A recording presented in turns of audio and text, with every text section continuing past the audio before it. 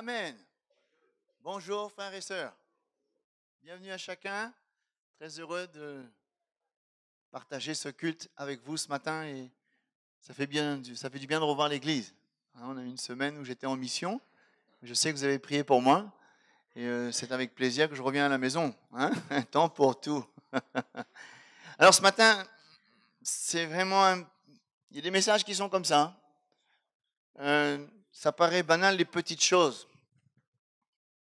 C'est rien, frère. On va faire avec. Les petites choses qui paraissent banales et qui parfois peuvent avoir de grandes conséquences. Parfois, on voudrait arrondir les ongles avec Dieu. C'est pas grave, Dieu connaît. Souvent, ça nous arrange. On dit ça, Dieu connaît mon cœur. C'est bon, n'inquiète pas, le Seigneur est là. Oh, je crois qu'il y a des choses, il faut être entier, vrai, authentique. Et chaque chose dans notre vie que nous allons tolérer qui n'est pas la gloire de Dieu, ça va emmener toujours un déséquilibre. Il y aura toujours une rétribution. Il y aura toujours une répercussion.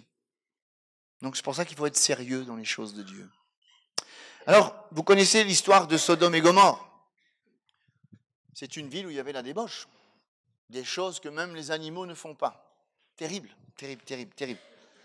Et Lot, attiré par sa convoitise, s'est établi à Sodome et Gomorrhe. En plus, la Bible dit qu'il était assis à la porte. Ça veut dire qu'il avait une position, il siégeait dans la ville de Gomorrhe. Et ça veut dire qu'il avait une responsabilité assez importante. Mais, parce que tonton Abraham, il avait le souci de son neveu Lot, il a prié, Seigneur, sauve Lot, ne le laisse pas périr, viens à son secours, délivre-le de ces... Parce que là, Abraham, il savait certainement que Dieu allait consumer par le feu cette ville. Alors, deux hommes sont venus voir Monsieur Lot, prends tous les tiens et sors de cette ville, dépêche-toi. Ça me fait penser à ce que Paul dit. Sortez de cette génération perverse et corrompue, sortez. Ne restez pas là, sortez du milieu d'eux. Et Lot, on va voir, on va lire justement. Dans Genèse 19, voilà, j'y arrive, au verset 12 et on va lire jusqu'au verset 20. Soyez très attentifs quand je vais lire. Par rapport au titre, vous allez voir. Les hommes dirent à Lot, qui as-tu encore ici? Gendre, fils, fille, et tout ce qui t'appartient dans la ville, fais-les sortir de ce lieu, car nous allons détruire ce lieu. Et vous savez comment Sodome et Gomorrhe étaient détruits, le feu et le soufre. Parce que le cri contre les habitants est grand devant l'Éternel. L'Éternel nous a envoyés pour le détruire. Lot sortit et parla à ses gendres, qui avaient pris ses filles. Levez-vous, dit-il, sortez de ce lieu, car l'Éternel va détruire la ville. C'est dramatique, la fin du verset. Mais aux yeux de ses gendres, il parut plaisanter. Ça veut dire que le gars, il était plus crédible. Sa vie n'était pas conforme à ce qu'il disait. Il disait, il va y avoir un malheur, il faut sortir. Regarde qui ça dit nous ça. Il parlait bien l'autre, mais sa vie n'était pas correcte. Ça fait qu'il n'était pas crédible. Bref, ce n'est pas le sens du message. Verset 15. Dès l'aube du jour, les anges insistèrent auprès de Lot et lui dirent, en disant, lève-toi, prends ta femme, tes deux filles qui se trouvent ici, de peur que tu ne périsses dans la ruine de la ville. Et comme il tardait, les hommes le saisirent par la main, lui, sa femme, ses deux filles, car l'Éternel voulait l'épargner. Ils l'emmenèrent et le laissèrent hors de la ville. Après les avoir fait sortir, l'un d'eux dit, sauve-toi pour ta vie, ne regarde pas en arrière, ne t'arrête pas dans toute la plaine, sauve-toi vers la montagne, de peur que tu ne périsses. Lot leur dit, ô mon Seigneur, voici j'ai trouvé grâce à tes yeux. Tu as montré la grandeur de ta miséricorde à mon égard, et en me conservant la vie. Mais le mais là, il est déjà en trop. Souvent on est comme ça avec Dieu. Mais. Pourquoi tu dis mais? Mais ça veut dire que tu essaies de te convaincre toi-même. Ce que Dieu dit est suffisant, non? Oui. Mais je ne puis me sauver à la montagne. Entre nous, si Dieu lui a dit va à la montagne, vous ne pensez pas qu'il lui aurait donné les moyens d'atteindre le but? Oui, non. Est-ce que Dieu nous demande quelque chose au-delà de notre portée? On est toujours à essayer de rabaisser le niveau de Dieu. Non, Dieu dit va à la montagne. Va à la montagne. Et ensuite, il est dit, mais je ne puis me sauver à la montagne avant que le désastre m'atteigne, je périrai. Voici cette ville est assez proche pour que je m'y réfugie. Elle est petite. Oh, que je puisse m'y sauver. N'est-elle pas petite? Et que mon âme vive. Cette ville, elle porte un nom. Tsoar. Et dans la définition biblique, Tsoar veut dire petite. Alors, le message des anges, sors. Ne te retourne pas. Sors. D'un air de dire, ne regrette pas ce que tu vas laisser. Hein. Et vous avez vu avec moi ce qui s'est passé? Madame Lot, elle s'est retournée en arrière. Elle est devenue une statue de sel. Parce que elle regrettait ce qu'elle allait laisser derrière. Et puis, la réaction de Monsieur Lot, elle n'est pas mieux. Hein. C'est pas la peine que j'aille à cette montagne. Il y a une petite ville, Soar, je vais m'y établir. L'essentiel, Seigneur, c'est que je sois sorti de Sodome. C'est pas la peine d'aller jusqu'au bout de mon obéissance. Ça, j'ai déjà à moitié obéi, c'est déjà bien, non? Je suis pas resté à Sodome, je pars, mais au lieu d'aller à la montagne, c'est trop difficile ce que tu me demandes. Là, c'est bon, Seigneur, je suis à Tsoar, cette petite ville, il y a une source d'eau fraîche, c'est une petite ville tranquille, je vais pouvoir m'y réfugier et je vais pouvoir être sauvé. C'est formidable, merci Seigneur. Je réfléchis avec vous et je me suis dit, est-ce que Lot n'est pas en train de vouloir abaisser la volonté de Dieu? Est-ce que M. Lot n'est pas en train d'abaisser ce que le Seigneur lui avait demandé? C'est pas la peine d'aller jusqu'au bout, Seigneur, là. Mais est-ce qu'une demi-obéissance, ça ne serait pas une désobéissance?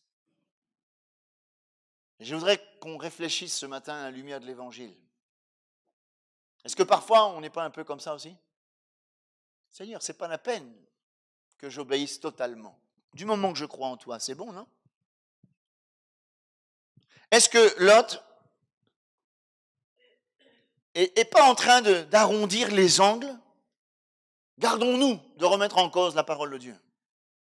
Gardons-nous d'essayer d'arrondir les angles et de baisser le niveau à notre portée. C'est à nous de nous élever et pas l'inverse. Pour M. Lot, ce n'était qu'un détail, qu'une petite chose. Pour lui, l'essentiel, c'est d'être sorti de ces deux villes qui allaient être consumées par le feu. C'est pas grave. C'est banal, c'est un détail, c'est rien. Et là, il y a un principe qui m'interpelle ce matin. Lot n'avait pas compris que dans notre vie, les petites choses peuvent avoir de grandes conséquences. Est-ce que vous n'avez pas déjà pensé que on fait quelque chose qui n'est pas la gloire de Dieu, puis on dit, ah, c'est pas grave, Dieu connaît mon cœur. Dieu est bon, hein? Dieu est amour. Hein? Et de toute façon, même si je n'arrive pas à faire ce qu'il me demande, c'est pas grave. Hein? De toute façon, même si je sais que ce que je vais faire là, c'est pas bien, et je suis en train de faire quelque chose qui n'est pas la gloire de Dieu, mais tellement Dieu est bon, il va m'aider, il va me bénir. Si tu penses comme ça, tu es en train de te séduire. Il y a peut-être des petites choses qui sont banales, mais en fin de course, il y a quelque chose qui se passe. Juste des petites choses. Je prends quelques exemples. Vous faites une marche et dans votre chaussure, il y a un petit caillou dans le talon. C'est quoi un petit caillou dans le talon? C'est pas grand-chose, non? Mais ce petit caillou va vous empêcher de marcher normalement. Mais c'est juste un petit caillou. C'est pas grand-chose, hein? Mais si vous marchez au bout de 5 km, vous faites ma fat, vous allez marcher comme ça parce qu'il y a un caillou qui est dans la chaussure. C'est pas grand-chose. Une petite poussière dans l'œil, c'est pas grand-chose. Mais à force de frotter, vous allez avoir un œil tout rouge, tout gonflé, et vous risquez même d'avoir des problèmes. Mais à la base, c'est juste une petite poussière, c'est pas grand-chose. Une piqûre de rosier, c'est rien, mais si vous n'êtes pas vacciné contre le tétanos, vous risquez d'avoir un problème. C'est rien une piqûre de rosier, non? Oh, ça va le faire. Une petite goutte de poison dans un gros bac de 100 litres d'eau. C'est rien, une petite goutte. Mais une petite goutte de poison dans un bac de 100 litres d'eau égale 100 litres de poison, oui ou non? Eh oui, c'est comme ça. Une petite termite. À Saint-Louis, à côté de l'hôpital, il y a un baobab. Je crois que c'est le plus gros de l'île. Mais à Mayotte, il y en a des plus gros. Hein. Une petite termite dans ce pied de baobab, au début, on voit rien. Tout va bien. C'est pas un problème. Mais le termite, dedans, il mange. Et puis d'un seul coup, ce gros pied de bois, pouf. À la base, ce petit termite, c'est pas grand-chose. Un petit grain de sable dans un engrenage bien huilé, c'est pas grand-chose. Et je peux continuer. Hein. Et parfois dans notre vie, il y a les petites choses que nous tolérons dans notre vie et que nous savons pertinemment au fond de notre cœur que c'est pas la volonté de Dieu, mais on fait avec, c'est pas grave, Dieu connaît. Ça sera toujours une brèche ouverte à l'adversaire de nos âmes. Ce petit péché mignon, des fois on a le jardin secret, hein. Ah Seigneur, là c'est le jardin secret, tu rentres pas là. Hein. C'est le petit péché mignon qu'on cachette devant tout le monde et que personne ne doit savoir. Et là, c'est une brèche que nous ouvrons à l'adversaire. Et vous savez que l'adversaire, lui, il rentre, il casse. Hein. L'adversaire, il est à l'affût. C'est comme un lion rugissant, cherchant qui il va dévorer. Il cherche la faille, il cherche le défaut de la cuirasse pour entrer, tout casser, dévorer, détruire. Et si nous laissons dans notre cœur des choses qui ne sont pas la gloire de Dieu, tôt ou tard, il y aura une répercussion. Des fois, on dit, on fait avec. C'est pas grave. Dieu connaît. Mais il y aura des répercussions. Petite cause, grands effets. Non? Mais oui. Les petites choses qui sont entretenues dans notre vie, un jour ou l'autre, vont nous étouffer. Il y a un principe de la semence. Matthieu 13, 34. C'est la plus petite de toutes les semences. Il est parlé du grain de sénévé. Mais, quand il a poussé, il est plus grand que les légumes. Il devient un arbre, de sorte que les oiseaux du ciel viennent habiter dans ses branches. À la base, c'est un tout petit. Vous avez déjà vu un grain de moutarde? Ça t'y fait ma salée, connaît. Hein? Petit grain de moutarde comme ça. C'est pas grand-chose. Hein? Non, exactement. Et ensuite, ça grandit, ça devient un pied de bois. Et les oiseaux y habitent dedans. Il y a un principe ici. Les petites choses qui ne sont pas à la gloire de Dieu, que nous voulons tolérer dans notre vie, tôt ou tard, ça va nous causer un préjudice. Il y a parfois dans nos vies des choses qui ne paraissent pas graves à nos yeux, et pourtant, elles peuvent entraîner des difficultés. Et j'ouvre une parenthèse, je crois que c'est important de régler les problèmes alors qu'ils sont encore petits. Vous êtes d'accord avec moi que parfois on fuit le problème? On fuit la difficulté parce qu'on n'a pas envie de voir la réalité en face. On tourne autour du pot et on laisse le problème être là, mais sans nous en rendre compte, ce problème est en train de gangréner. Ce problème prend une ampleur qui va nous dépasser. Ce problème va nous étouffer. Ce problème va nous décourager. Ce problème va même peut-être nous faire mourir dans la foi. À la base, c'était quelque chose de simple. C'est vrai dans notre relation dans le couple, par exemple. Quand il y a un problème, il faut mieux en parler tout de suite. Sinon, on garde, et puis on commence à garder des mauvaises pensées. D'un seul coup, tu vois, ou voit une madame à l'envers, ou voit un monsieur à l'envers, et puis ça y est, c'est la guerre à la maison. Hein. À la base, ce n'était pas grand-chose, juste une petite incompréhension. Et c'est vrai dans le domaine spirituel également. Et c'est plus facile de régler le problème tout de suite, d'être vigilant, de ne pas tolérer. Et parce que tout ce que nous tolérons à l'adversaire, tôt ou tard, il va, comme dit Créole, hein, on donne un pied, il prend un carreau, lui. Hein. Oui, c'est comme ça. Hein. Et ouais. Et il y a tellement de choses dans notre vie qui nous paraissent insignifiantes. C'est pas grave, on va faire avec. J'arrête quand je veux de toute façon. J'aimerais voir quelques exemples très simples ce matin. J'ai parcouru la parole de Dieu et j'ai essayé de trouver quelques exemples. Premièrement, vous connaissez l'histoire de Akan? Le peuple d'Israël est en conquête du pays de Canaan. Il se trouve devant une ville appelée Jéricho, ville imprenable. Personne rentre, personne sort. Dieu, il a demandé au peuple de se sanctifier et ensuite il lui a donné la stratégie. Et c'est une stratégie qui dépasse le raisonnement humain. Mais il y avait quelque chose, un commandement de Dieu. Tout le trésor de Jéricho devait être dévoué par interdit, c'est-à-dire tout le trésor devait être mis dans la maison de Dieu, pour le Seigneur. Monsieur Achan, la Bible dit, on dirait que là on voit le processus, hein. J'ai vu, j'ai convoité, j'ai pris. Qu'est-ce qu'il a pris? Un lingot d'argent, un manteau de chinéar et 200 cycles d'argent. Mais par rapport au butin, c'est même pas un dixième. Pas grand-chose. Mais quand même, il s'est battu. Quand même, il a fait des efforts. Quand même, il a obéi à Dieu, il a fait plein de choses. Mais un dixième du trésor, Seigneur, quand même. C'est pas ça qui va te mettre en défaut, quand même. Oui, mais la parole de Dieu dit, tout doit être dévoué par interdit. Un petit péché que nous tolérons dans notre vie. Parfois, on dit, j'arrête quand je veux. Ça me fait penser à Samson, hein.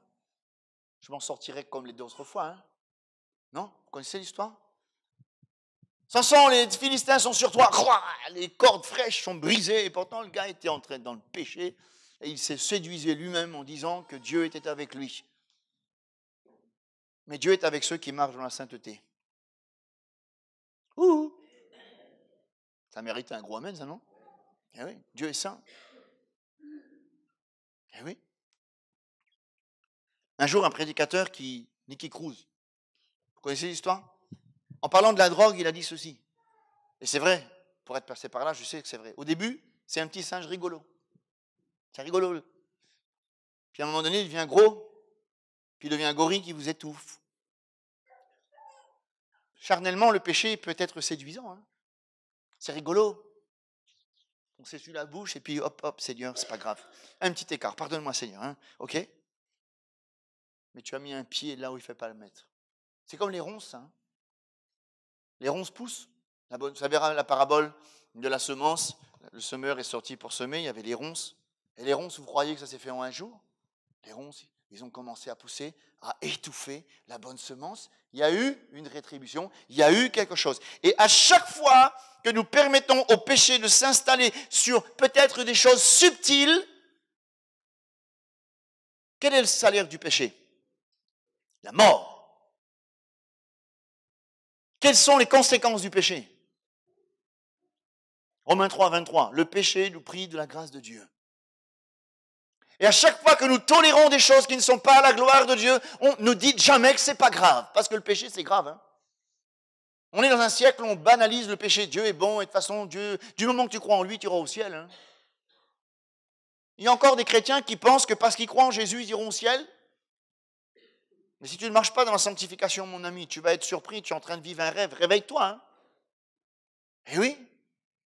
Samson disait, ouais, je m'en sortirai, moi, j'irai jusqu'au bout, hein, t'inquiète pas, hein. Je crois que la Bible nous appelle à être vigilants, même dans les petits détails. Le diable, il est subtil, il va nous séduire. C'est le séducteur. Et on n'attire pas des mouches avec du vinaigre, hein. Il connaît la faiblesse de chacun, hein. Et il va nous tenter avec notre faiblesse. Et oui. Et si, moi je vois l'exemple de Joseph. Joseph, il a été catégorique, lui, hein. Eh oh là, non. Et puis il a fui, hein. Si vous voyez qu'il y a une faiblesse qui commence à vous amorcer, parce que c'est la convoitise des yeux, la convoitise de la chair, la convoitise de l'orgueil, c'est une amorce, mais quand vous commencez, vous êtes amorcé. S'il faut prendre la fuite, prenez la fuite. Mais ne tolérez pas une brèche. Ne laissez pas le péché s'installer dans votre vie, car un jour ou l'autre, il y aura des répercussions, et parfois, c'est trop tard. Vous avez vu les conséquences de Achan? Terrible, hein? Sa famille a été lapidée. Parce que c'était la coutume en Israël, hein. Ils ont tiré au sort et ils ont dit c'est un tel, c'est la famille d'Achan. Ils auraient pu simplement lapider Achan, hein. Ses enfants et sa famille, ils ont été répercutés par le péché d'Achan. Oh, Seigneur, c'est un drame, hein. C'est toujours comme ça, hein. Et oui. Un jour, j'ai entendu un chant. C'est pas un chant chrétien, mais c'est pas parce que c'est pas un chant chrétien que c'est pas intéressant. C'est comme un dicton. Si tu prends le chemin de je m'en fous, tu arriveras au village de si je savais. Ça m'a interpellé, ça. Si tu prends le chemin, c'est pas grave, Dieu est bon, hein, Dieu aime nous toutes, hein, Dieu connaît mon cœur, hein. Alors tu vas essayer d'arrondir les angles, tu vas essayer de t'arranger avec Dieu. Oui, mais Dieu est saint, hein. Celui qui se sanctifie encore. Hein. Et celui qui se souille encore. Ne dites jamais qu'il n'y aura pas de conséquences. Hein. Au départ, c'est comme une voiture, ça. Hein. Quand il n'y a plus d'essence, elle roule sur la réserve. Alors, parfois, comme Samson, il est dans le péché, on dirait que Dieu est toujours avec lui, tout se passe bien, il prie, Dieu l'exauce, c'est formidable, oh là là, qu'est-ce qui se passe, c'est bien, j'ai une double vie, c'est pas grave, Dieu connaît. Et tu es en train de vivre sur la réserve, à un moment donné, si tu ne ressources pas là, la voiture, la réserve, à un moment donné, il n'y a plus d'essence, le moteur, il s'arrête. Hein. Et nous, c'est pareil, frères et sœurs. Le péché nous épuise, brise notre communion avec Dieu, voile notre vision, notre espérance. Moi, je crois qu'on doit être résolu de ne pas se souiller. Résolu, ferme. Ferme dans nos sentiments. Il est dit dans la parole de Dieu, tu assures la paix à ceux qui sont fermes dans leurs sentiments. J'aimerais voir un autre exemple. Vous connaissez l'histoire de Uza? Quand j'ai lu ça la première fois, j'ai dit, Seigneur, c'est pas normal. Je vous explique. L'Arche de l'Alliance, symbole de la présence de Dieu, a été volé par les Philistins. Ils ont mis dans la maison de Dagon. Dagon, c'est une statue, une idole. Son corps en bas, c'est du poisson, un corps de poisson, puis une tête d'homme. Et quand ils ont mis l'arche dans le temple de Dagon, Dagon est tombé, badaboum, l'idole est tombée. On dit, oh là là, l'arche de l'Alliance, elle est redoutable, il faut le redonner à Israël. Mais eux, ils ne connaissent rien de la loi de l'Éternel. Ils ont mis l'arche sur un char, avec des bœufs et une charrette. Et ils ont dit aux bœufs, allez, go, c'est tout droit. Et le peuple d'Israël, ils ont vu deux bœufs, j'allais dire rallons. En créole, il dit râler. Hein. Il tire la charrette, et puis il y a l'arche dessus. Mais le chemin, il est cassé. Et quand le peuple d'Israël a vu que l'arche allait revenir, ils ont tous couru, et puis l'arche allait tomber. Alors Uza, qu'est-ce qu'il a fait? Eh bien, il a mis la main dessus pour essayer de rattraper l'arche. Il a été foudroyé. Au début, je ne comprenais pas. Je dis, Seigneur, c'est pas normal. Ah, t'es dur, Seigneur. Hein? Mais j'ai prié, parce que quand je ne comprends pas, je prie. Ça doit être comme ça pour vous aussi. Hein? Et Dieu m'a montré deux choses. Un, l'arche ne devait jamais être sur un bœuf. L'arche, elle doit être portée que par des lévites. Or, Uza n'est pas un lévite. Tu n'as pas à toucher. L'intention était bonne, hein? Non? Bonne intention, hein? L'intention était bonne, hein? C'était presque bon, hein? Une demi-obéissance, hein? Il avait une bonne intention, hein? Mais le Seigneur, il l'a foudroyé. Oh, quand même, Seigneur, t'es dur, hein? Et des fois, on se dit comme ça, hein? C'est le cœur qui compte. Et ça, c'est l'image du service. On sert Dieu, mais on le fait d'une manière, pas conforme à la parole de Dieu. Et on le fait du moment qu'on le fait de bon cœur. Mais non, on ne le fait pas n'importe comment. Hein. On doit le faire selon les normes bibliques, selon ce que Dieu dit. Dans l'obéissance de la parole de Dieu, dans la crainte de Dieu, n'oublions pas que notre Dieu, il est saint et redoutable. Et que nous ne pouvons pas servir Dieu n'importe comment. Il y a des règles qui sont laissées par la parole de Dieu afin que nous puissions les prendre en considération et surtout d'être agréables. Parfois, on se cache. Oui, c'est pour Dieu, Dieu connaît. Ben justement. On doit être sérieux dans les choses de Dieu. Attention, je crois que nous ne nous arrêtons pas simplement à l'intention. Nous nous arrêtons pas simplement à la manière. Non, Dieu regarde les cœurs, il ne regarde pas l'apparence. Uza, bonne intention. Moi, j'aurais été à sa place, peut-être que j'aurais fait la même chose. Parce qu'au début, je ne comprenais pas ce passage. J'étais presque pas en colère, mais Seigneur, c'est pas juste. Ton arche allait tomber par terre. Et vous ne pensez pas que Dieu veille sur son arche? Il n'a pas besoin de l'aide des hommes quand même. Uza avait une bonne intention, mais la manière n'était pas bonne. Allons plus loin. Acte 27. Vous connaissez l'histoire? Le naufrage du bateau? Alors je vous raconte le contexte du texte. Paul doit aller à Rome. Et il y va dans des conditions, Dieu lui avait dit, mais il y va dans des conditions difficiles. Il va prendre le bateau. Et Paul, inspiré par le Saint-Esprit, dit, je vois que la navigation se fera que difficilement, il faut mieux retarder ou passer par là. Mais tous ceux qui sont dans le navire, ils ont écouté la voix du patron. Quand même, c'est un professionnel. Ça vaut le coup de l'écouter, lui, non? C'est quelqu'un qui connaît la mer. C'est quelqu'un qui est habitué. C'est pas grave, a priori. Que dit le Seigneur? C'est Pierre qui a dit ça, hein, dans Acte 5. Il faut obéir à Dieu plutôt qu'aux hommes. Ça m'amène à dire que parfois il y a des gens qui vous donnent des conseils qui apparemment sont inoffensifs. C'est des conseils qui paraissent bien, parlent bien, ils m'expliquent bien, ils me donnent des conseils, mais si ces conseils ne sont pas conformes à la parole de Dieu, j'en veux pas. Le conseil de Dieu, il est oui, amen. Le conseil de Dieu sera toujours salutaire. Ne dites pas amen à tout, frères et sœurs. Hein. Ne dites pas amen à tout. Il y a des gens qui sont braves, qui peuvent nous donner des conseils. Tout à l'heure, un grand bois, j'ai inventé un mot, conseilleur. Des fois, j'invente des mots aussi, moi. Le meilleur conseilleur, c'est le Seigneur. Voilà. Et on dit de toute façon, c'est pas grave. C'est comme un genre de raccourci. Quand on vit des situations difficiles, parfois il y a des gens qui nous donnent des raccourcis. J'ai vu un principe dans la Bible, que tous ceux qui prennent des raccourcis, ils passent à côté de la bénédiction. Abraham et les autres, pareil. Tous ceux qui ont pris un raccourci sous le conseil de quelqu'un. Ça a toujours dévié. Pourtant, c'est pas grave. C'est pas grave. C'est presque pareil. Allons plus loin.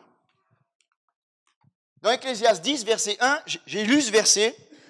Voici ce qu'il dit. Les mouches mortes infectent et font fermenter l'huile du parfumeur.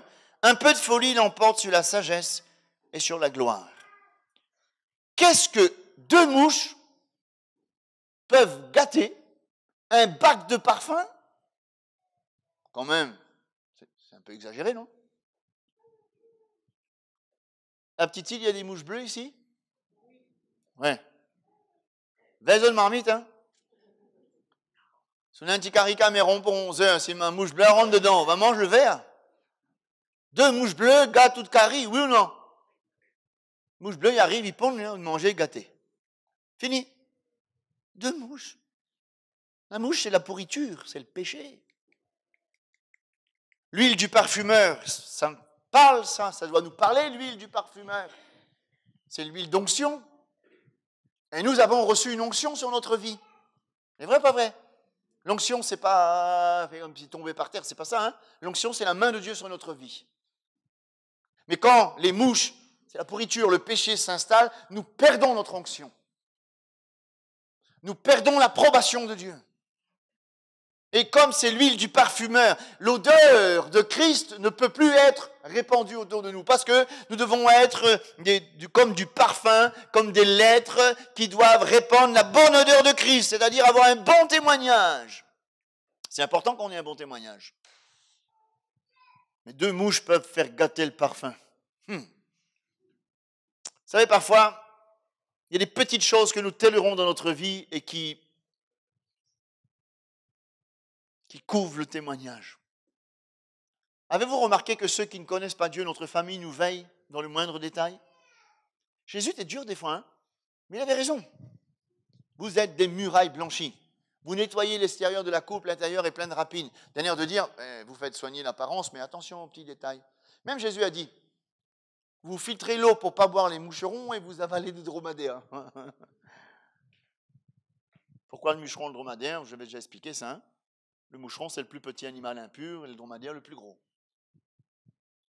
Et parfois, voilà, quand on tolère quelque chose, il y aura forcément une gangrène, forcément une hémorragie. Quand il y a une hémorragie, on est affaibli, hein? Oui ou non? Hein?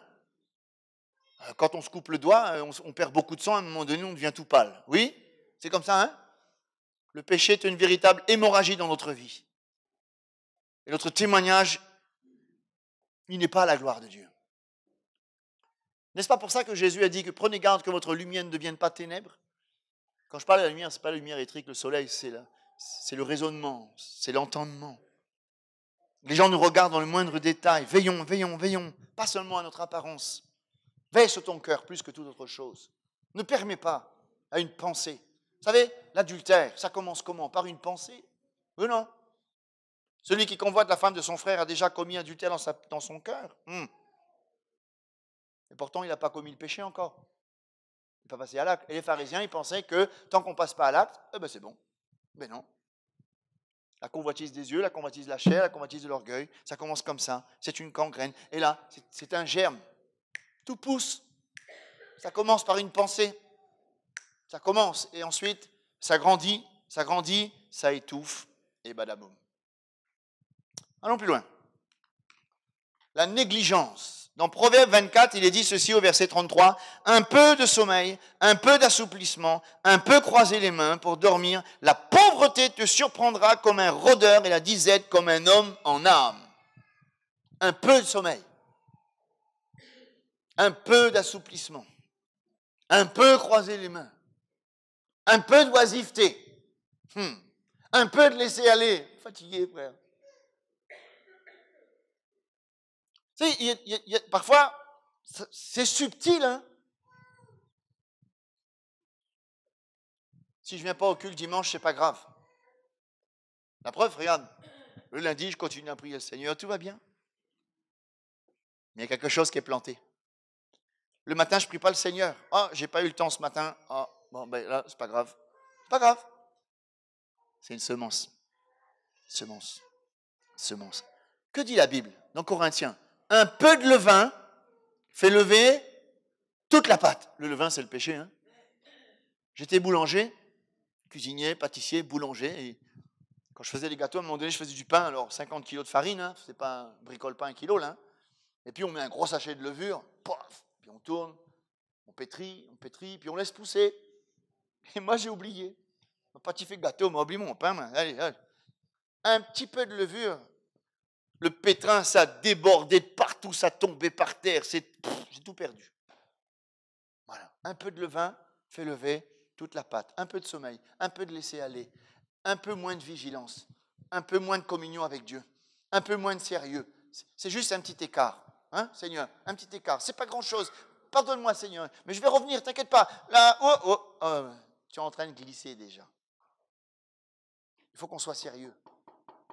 Il faut qu'on soit vigilant. On va plus loin? Moïse. Vous connaissez l'histoire? Qu'est-ce que Dieu a dit à Moïse? Le peuple est dans le désert, il crie. Bon, ce peuple était assez dur, hein, il murmurait. Hein. Dieu dit, tu vas vers le rocher, tu pars le rocher. Et de ce rocher va jaillir de l'eau, et le peuple d'Israël pourra se rassasier, rafraîchir. Bien. Moïse était en colère. Parce que le peuple était rebelle, il murmurait, il était en colère. Il a frappé le rocher. Pouf! Et l'eau est sortie quand même. Au lieu de parler, il a frappé. Oh, mais c'est pas grave, du moment que l'eau est sortie, il est bon, non? Vous avez vu les conséquences d'une demi-obéissance? C'est que Dieu lui dira plus loin, écoute Moïse, parce que tu n'as pas obéi. Tu ne rentreras pas dans le pays de la promesse. Tu verras le pays, mais tu ne rentreras pas. Et Dieu a enterré Moïse. Waouh!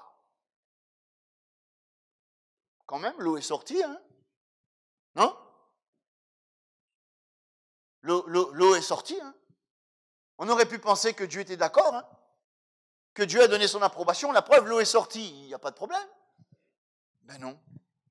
Une demi-obéissance. À La Réunion, en ce moment, il y a un chantier, un des chantiers le plus grand du monde, hein? La nouvelle route du littoral. 13 kilomètres de, comment dirais-je, de pont. Imaginez-vous que soit à la Possession, soit à Saint-Denis, il y a à la base 2 cm ou 3 cm de décalage. Et ils montent le pont. Une fois, j'ai vu une photo comme ça sur Internet. Il y avait un pont arrivé à la jonction, il y en a un qui était complètement à côté de l'autre. Et à la base, c'était quelques centimètres. Hein. Vous voyez, je n'étais pas fort en géométrie, mais je sais que 2 lignes parallèles, elles ne se rencontrent jamais. Non?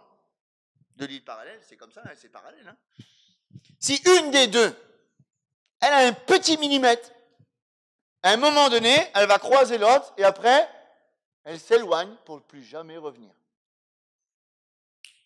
Voilà le principe. C'est la même chose. Les petits détails qui nous écartent doucement de la présence de Dieu, doucement du plan de Dieu, doucement de la bénédiction de Dieu, doucement de la volonté de Dieu. C'est presque pareil. Il n'y a pas de changement, frère. Oui, mais tu glisses, tu glisses. tu glisses, tu glisses. Et enfin, une petite parole, un petit causement. Vous ne pouvez pas vous imaginer la puissance d'une parole.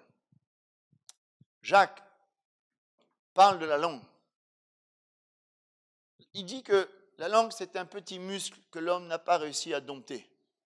On arrive à dompter les éléphants, on arrive à conduire les bateaux avec un gouvernail, mais la langue, elle embrase un grand feu. À Mani, vous connaissez Mani en Asie, grande ville où il y a plein de bidonvilles. Un feu de caraï, là-bas il fait manger caraï, il fait sauter. Un feu de caraï, c'était pas grand-chose. Ça a mis le feu à tout le bidonville. Et des centaines et des centaines et des centaines de personnes étaient obligées de partir. Un petit feu de caraï, c'est rien. Une petite parole. Une petite parole à l'envers, une petite parole comme une piqûre, une petite parole qui est dure. Vous savez qu'on peut tuer avec une parole? On peut tuer la foi de quelqu'un? Eh oui.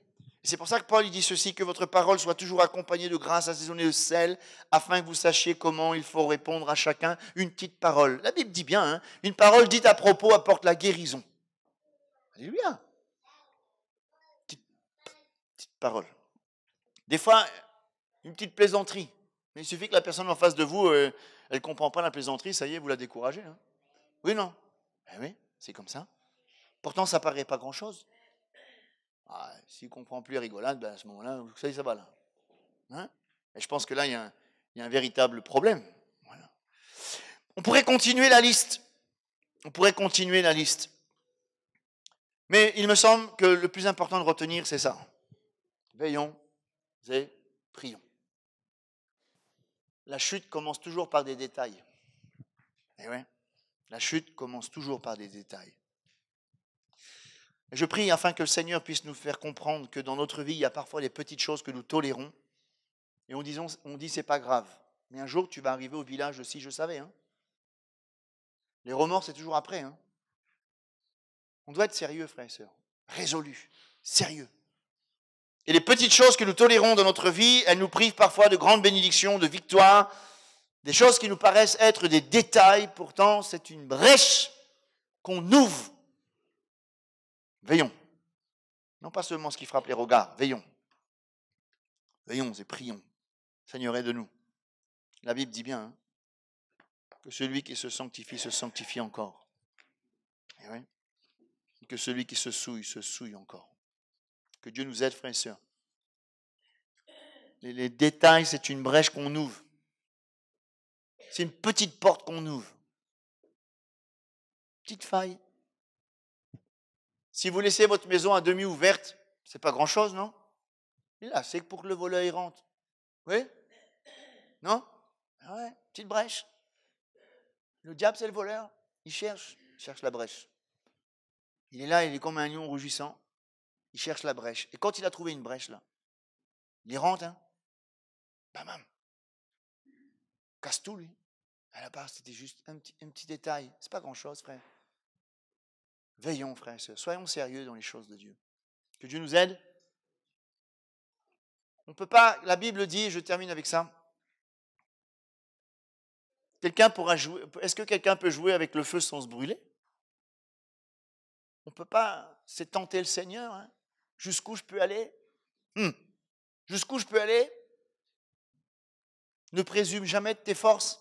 Jusqu'où je peux aller? Tu es en train de tenter le Seigneur. Et peut-être qu'après, c'est trop tard, tu es pris. Ça me fait penser à une anecdote. Je ne sais pas pourquoi, ce n'était pas prévu. Une histoire vraie, juste pour rigoler. 5 gamins, ils étaient au Mont-Saint-Michel. Vous connaissez le Mont-Saint-Michel? Vous savez qu'il y a des grandes marées. Quand la marée monte, elle monte à la vitesse d'un cheval au galop. Donc, il faut faire vite. Et il y a une grosse chaîne de plusieurs tonnes. Et 4-5 adolescents, juste pour jouer. Il poussait la chaîne avec son pied pour dire c'est moi le plus fort. Il y en a un, le pied passe à travers. Et après, le pied a gonflé. Ils n'arrivaient plus à le retirer. La mer a monté. Et il est noyé. C'était juste un petit jeu. C'était pas grand-chose. C'était juste pour faire... connais mon main comment il est, hein? Fait l'intéressant, on voit qui c'est le plus fort. Le pied passe à travers, le pied a gonflé, la meilleure a monté, il était enchaîné, il est mort. Petite conséquence, gros effet. Ne jouons jamais avec le péché. Que Dieu nous aide. Alléluia. Allez, on prie. Merci Seigneur pour ces quelques paroles. Ta parole est vraiment la vérité, Seigneur.